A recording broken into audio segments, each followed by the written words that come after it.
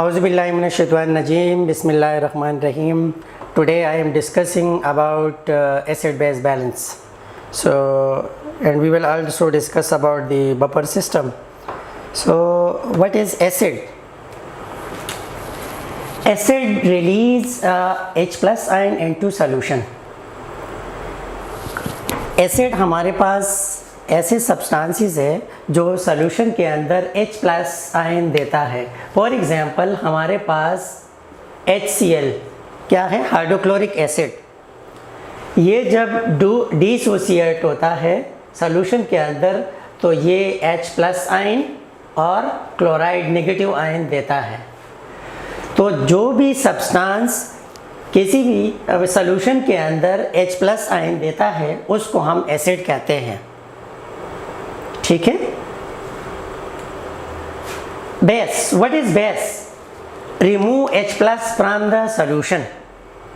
जब किसी भी सॉल्यूशन से H प्लस आयन रिमूव होता है तो हम उसको बेसिस कहते हैं। या कोई भी substance, for example NaOH, this is the second definition. कोई भी सब्सटेंस या बेस जो सॉल्यूशन के अंदर हाइड्रोक्सल आयन देता है, Na+OH नेगेटिव, ठीक है, इसको कहते हैं हाइड्रोक्सल आयन। क्या कहते हैं? Hydroxyl ion. जो OH आयन देता है उसको हम कहते हैं बेस अल्कली कहते हैं। ठीक है। एसिड, इसका जो दूसरा डिफिनीशन है इसको हम ये भी कह सकते हैं, acid is a proton donor. Proton donor कैसा है? देखिए, हाइड्रोजन आयन है, अगर आप इसको इलेक्ट्रॉन को निकाल दें तो आपके पास क्या बन जाएगा? प्रोटॉन। तो ये आपके पास क्या दे रहा है? H plus. इसलिए हम एसिड को प्रोटॉन डोनर भी कहते हैं। दोस्त who are proton donor, this is called acid. और यहाँ पर जो प्रोटॉन एक्सेप्टर होता है, प्रोटॉन एक्सेप्टर, तो उसको हम कहते हैं बेस। ठीक है, गॉट इट? ये आपके पास एग्जाम्पल भी है। फिर हम एसिड और बेस को हम डिवाइड करते हैं दो में कि ये हमारे पास स्ट्रॉन्ग एसिड है, वीक एसिड है। ये हमारे पास स्ट्रॉन्ग बेस है और वीक बेस है हमारे पास। ठीक है। स्ट्रॉन्ग बेस, स्ट्रॉन्ग एसिड क्या होता है और वीक एसिड क्या होता है?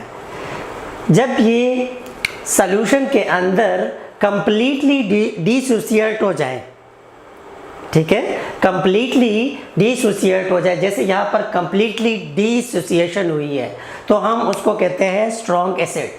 ठीक है। और जहाँ पर पार्शियली डिसोसिएशन हमें नज़र आए तो हम उसको कहेंगे वीक एसिड। इसी तरह बेसिस के लिए भी यही है। The third thing is the buffers. Buffers क्या होता है?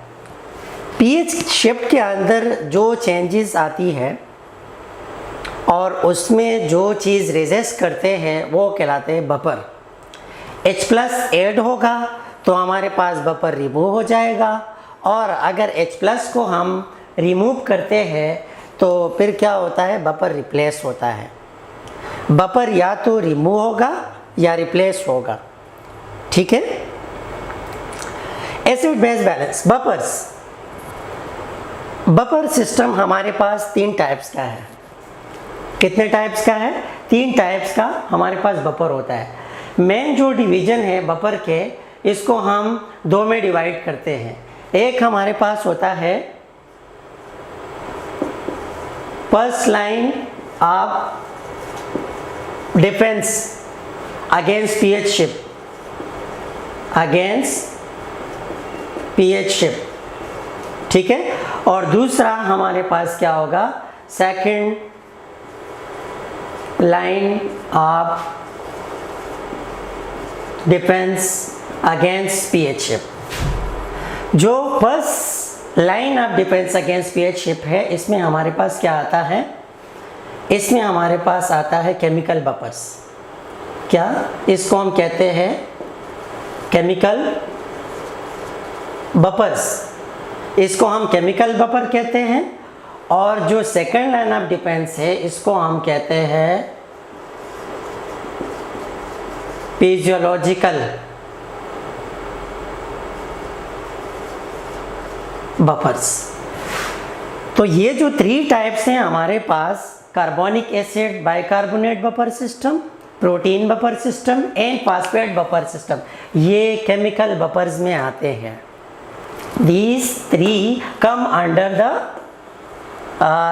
Chemical buffer systems. और जो बाकी हैं हमारे पास फिजियोलॉजिकल बफर, इसमें हमारे पास क्या आता है, 2 सिस्टम है जो कि फिजियोलॉजिकली इस शेप को रेगुलेट करते हैं। एक हमारे पास है रीनल, रीनल किसे कहते हैं, किडनी को, ठीक है। और सेकंड वन हमारे पास है लंग्स, ठीक है। तो ये आगे हम अब डिटेल के साथ पढ़ेंगे।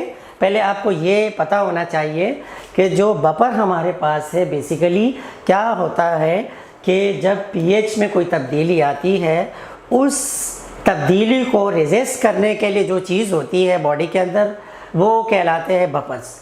अब बफर को हम 2 में डिवाइड करते हैं। एक हमारे पास होता है first line of defence against pH shift, और दूसरा हमारे पास होता है second line of defence against pH shift. जो फर्स्ट लाइन ऑफ डिफेंस है उसको हम कहते हैं केमिकल बफर, और केमिकल बफर हमारे पास ये 3 है, carbonic acid, bicarbonate, protein and phosphate. और जो सेकंड लाइन ऑफ डिफेंस है उसको हम कहते हैं फिजियोलॉजिकल बफर। इसमें हमारे पास रीनल सिस्टम आता है और लंग्स यानी रिस्पायरेटरी सिस्टम। सबसे पहले हम लेते हैं बाइकार्बोनेट बफर सिस्टम को, ठीक है। बाइकार्बोनेट बफर सिस्टम में CO2 और H2O मिलके कार्बनिक एसिड बनाता है एक एंजाइम के थ्रू जिसका नाम है कार्बनिक एनहाइड्रेज एंजाइम। H2CO3 बनता है। अब ये H2CO3 हमारे पास क्या है, एसिड है, ठीक है।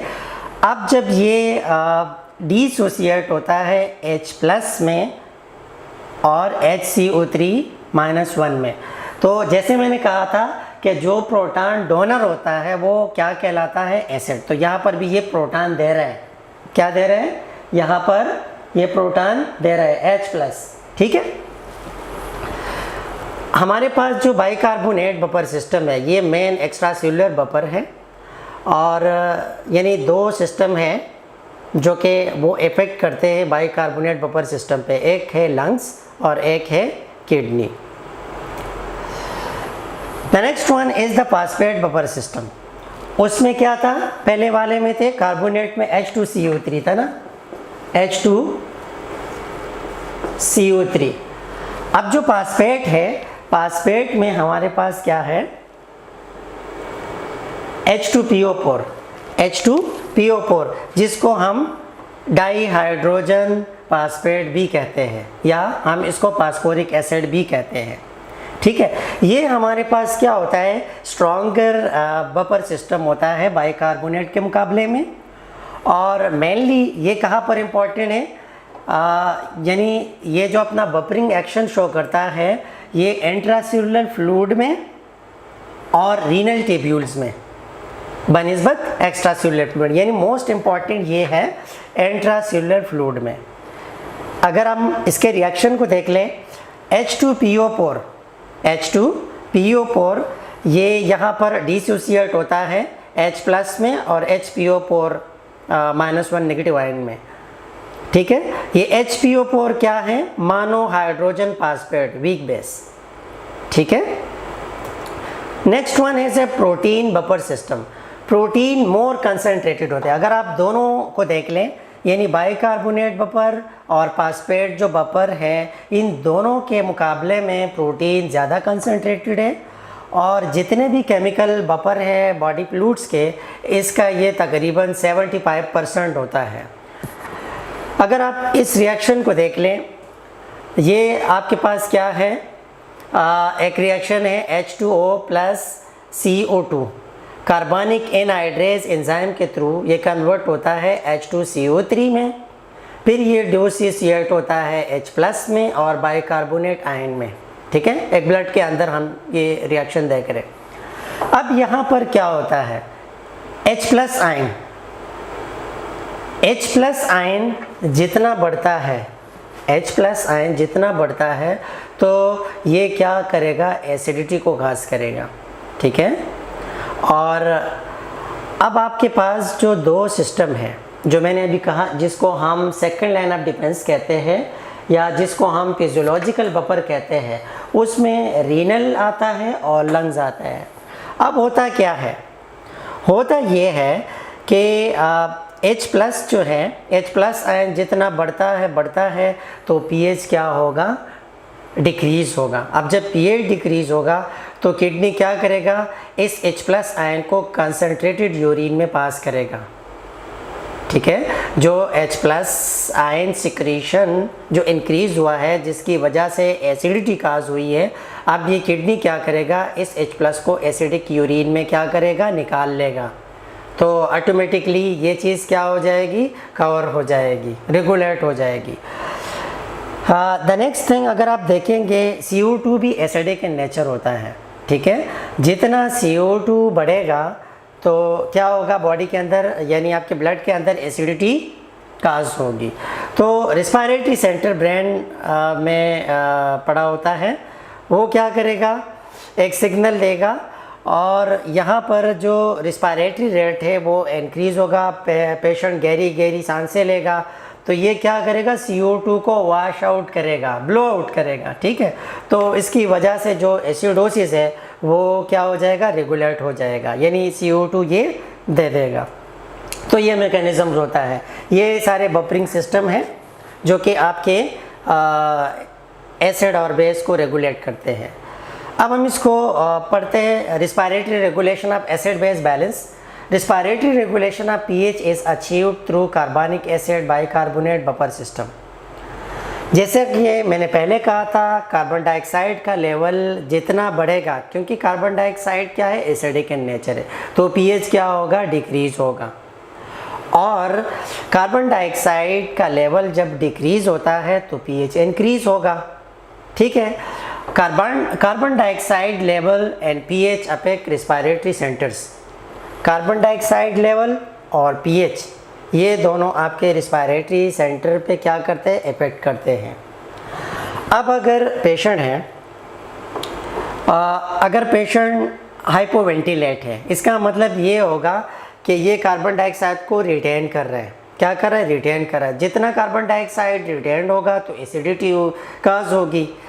अब इसके लिए जो नेक्स्ट है वो ये क्या होगा, हाइपर वेंटिलेशन। जब पेशेंट को आप हाइपर वेंटिलेट करेंगे तो इससे क्या होगा, कार्बन डाइऑक्साइड वॉश आउट हो जाएगा, तो ऑटोमेटिकली जो pH शिफ्ट है उसमें ये रेजिस्ट करेगा और ये रेगुलेट हो जाएगा। इसके लिए मैं एक निमोनिक भी आप लोगों को बताऊंगा, ये याद रखना है आप लोगों ने। वो निमोनिक क्या है, रोम को याद रख लेना है, रोम।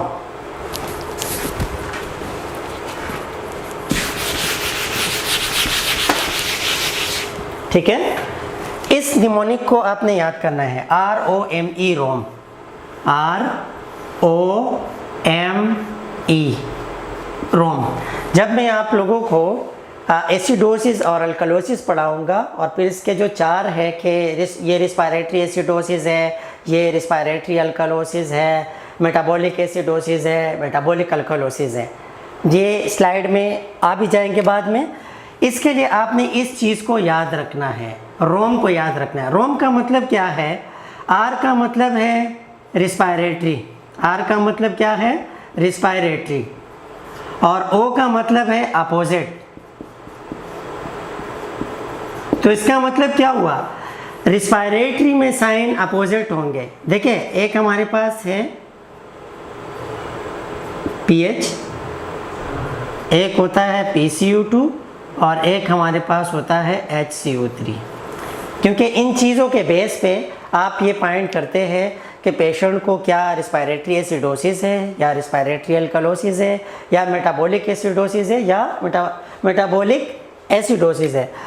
तो जब आपके पास रिस्पायरेटरी में हमेशा साइन अपोजिट होंगे, यानी अगर pH डाउनवर्ड है तो PCO2 अपवर्ड होगा, पीएच अगर कम होता है तो उसको हम एसिडोसिस कहते हैं ना। जैसे बॉडी का जो पीएच होता है ब्लड का, वो कितना है 7.35 से लेके 7.45 तक होता है। 7.35 से बिलो हो तो हम इसको क्या कहते हैं, एसिडोसिस। क्या कहते हैं, एसिडोसिस। और अगर 7.45 से अबव है तो हम इसको कहते हैं अल्कालोसिस कहते हैं। ठीक है, अब ये कौन सा है वो आप इस रोम के ऊपर बता सकते हैं। रोम, इस चीज़ को आपने कभी नहीं बोलना है। रिस्पायरेटरी में हमेशा साइन अपोजिट होंगे। अगर पीएच डाउनवर्ड है तो आपके पास PCO2 जो है वो अपवर्ड होगा। तो अभी कौन सा होगा, पीएच कम में एसिडोसिस तो है, अब कौन सा है, रिस्पायरेटरी का साइन अपवर्ड है ना, तो हम इसको कहेंगे रिस्पायरेटरी एसिडोसिस। अगर आप इसको ये देख ले, अगर पीएच आपके पास अपवर्ड होता है और PCO2 डाउनवर्ड होता है, क्योंकि मैंने कहा था रिस्पायरेटरी में साइन अपोजिट होंगे, तो ये आपके पास कौन सा होगा, पीएच ज़्यादा है ना तो हम इसको अल्कालोसिस कहते हैं, और रिस्पायरेटरी वाला साइन देखिए डाउनवर्ड है, तो ये क्या हो गया, रिस्पायरेटरी अल्कालोसिस। Got it. अब इसको आप देख ले, ये भी मैं आगे स्लाइड में आप लोगों को दिखा दूंगा। मेटाबॉलिक, एम का मतलब है मेटाबॉलिक। मेटाबॉलिक में साइन इक्वल होते हैं। क्या होते हैं, इक्वल होते हैं। अब ये देखें, रिस्पायरेटरी में आपने PCO2 को देखना होगा और मेटाबॉलिक में आपने HCO3 को देखना होगा पीएच के साथ। अब यहाँ पर देखें निमोनिक को, मेटाबॉलिक में साइन इक्वल होंगे। अगर पीएच अपवर्ड है तो आपका जो HCO3 है ये भी अपवर्ड होगा। अब पीएच अपवर्ड है, पीएच अपवर्ड होगा तो इसका मतलब है अल्कालोसिस है। क्या है, अल्कालोसिस है। कौन सा अल्कालोसिस है, आपके पास ये साइन भी अपवर्ड है, ये नॉर्मल नहीं है, अपवर्ड है, तो ये आपके पास हो गया मेटाबॉलिक अल्कालोसिस। ठीक है, और अगर आपके पास साइन डाउनवर्ड होंगे, मैंने कहा इक्वल साइन होंगे, ठीक है। अब ये दोनों इक्वल साउंड डाउनवर्ड है, तो जब साउंड डाउनवर्ड है इसका मतलब है पीएच कम है। ठीक है, तो ये एसिडोसिस है। कौन सा एसिडोसिस है, आपके पास बाइकार्ब भी डाउनवर्ड है, तो ये आपके पास हो गया मेटाबॉलिक एसिडोसिस। तो ये आपके चारों जो चीज़ें थी, सबसे पहले ये कि एसिडोसिस क्या है, अल्कालोसिस क्या है। ठीक है, वो आपने पीएच के बेस पे बता दिया कि 7.35 से लेके 7.45 तक ब्लड का, ये ब्लड का पीएच है ह्यूमन ब्लड का। 7.3 से बिलो हो तो हम इसको एसिडोसिस कहते हैं, और 7.45 से अबव हो तो हम इसको क्या कहते हैं, अल्कालोसिस कहते हैं।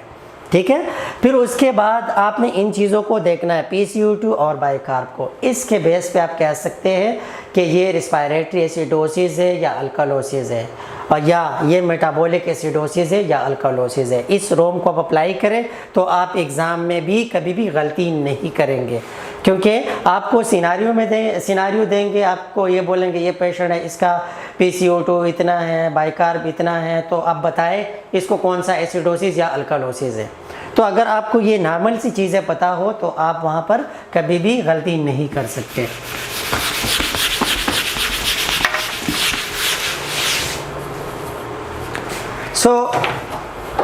ये चीज़ें हो गई। अब next, respiratory regulation of the acid base balance. अब आप ये देखिए, यहाँ पर आपके पास ब्लड के अंदर देखिए H2O CO2 carbonic anhydrase enzyme के थ्रू ये H2O CO3 में कन्वर्ट होता है। H2CO3 क्या है, कार्बोनिक एसिड है। ये जब डिसोसिएट होता है तो ये किस में होगा, H+ में, एन बाइकार्बोनेट आयन में। ठीक है, अब जितना आपके पास ये H+ बढ़ेगा तो पीएच क्या होगा, डिक्रीज होगा। ये याद रखना, H+ आयन जितना ये बढ़ेगा तो पीएच क्या होगा, पीएच पे क्या इफेक्ट होगा, पीएच विल बी लोअर्ड। ठीक है, जितना H+ आयन बढ़ेगा तो पीएच कम होगा, यानी H+ आयन क्या करता है, एसिडिटी काज करता है। और अगर H+ आयन कम होगा तो इसका मतलब वाइस वर्सा, वही अल्कालोसिस की तरफ जाएगा। तो इससे क्या होगा कि H+ आयन जितना सिक्रीट होगा तो क्या होगा, पीएच डिक्रीज होगा। अब ब्रेन स्टेम के अंदर आपका जो रिस्पायरेटरी सेंटर है वो एक सिग्नल दे देगा यहाँ पर लंग्स को, और लंग्स को क्या बोलेगा कि आप ज़्यादा से ज़्यादा अब रिस्पायरेशन यानी कहते हैं ना गहरी सांसें ले लें, ठीक है। प्रेशर थोड़ा सा यहाँ पर हाइपर वेंटिलेट हो जाएगा, ठीक है। तो जब हाइपर वेंटिलेट होगा, जल्दी जल्दी से सांसें लेगा, तो ये CO2 वाश आउट हो जाएगा। जब CO2 वाश आउट, क्योंकि CO2 एसिडिक इन नेचर है, तो CO2 जब वाश आउट हो जाएगा तो ये ऑटोमेटिकली रेगुलेट हो जाएगा, ठीक है। अब हम आते हैं नेक्स्ट फिजियोलॉजिकल में, जो दूसरा है, जो सेकंड लाइन ऑफ डिफेंस में मैंने कहा था कि फिजियोलॉजिकल बफर। तो फर्स्ट वन तो कवर हो गया। अब सेकंड वन है renal regulation of the acid base balance. यहाँ पर क्या होता है, H+ आयन जो है वो सिक्रीट होता है। तो H+ आयन मैंने कहा था जितना ज़्यादा सिक्रीट होगा तो ये क्या करेगा, एसिडिटी काज करेगा। अब किडनी क्या करेगा, किडनी H+ आयन को क्या करेगा, ये एसिडिक यूरिन में बॉडी से निकाल देगा, और जो बाइकार्ब है उसको